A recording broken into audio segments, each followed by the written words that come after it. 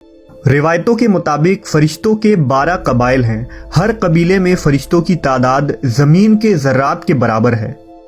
عرش الہی کے 6 لاکھ پردے ہیں جن کے ارد گرد فرشتے ہمیشہ گھومتے رہتے ہیں۔ ہر پردے کے گرد اس قدر فرشتے ہیں جتنے دریا میں قطرے، لہذا ان کی صحیح تعداد کا علم صرف اللہ کو ہے۔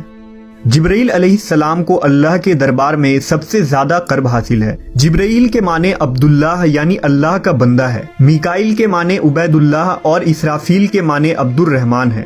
دراصل ہر وہ لفظ جو ایل کے ساتھ منسلک ہو وہ اللہ کی عبادت کرنے والا ہے۔ قرآن پاک میں 3 مقامات پر جبرائیل علیہ السلام کا نام آیا ہے۔ بعض جگہ انہیں روح القدس اور روح الامین بھی کہا گیا ہے۔ جب جبرائیل علیہ السلام عالم وجود میں آئے تو فوراً سجدے میں گر پڑے اور یہ سجدہ تقریباً 30,000 سالوں کی مدت میں ختم ہوا۔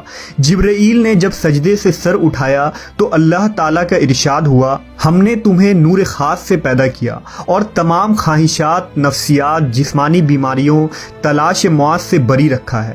تمہیں کوئی بہکانے والا اور راہ راست سے بھٹکانے والا نہیں ہوگا۔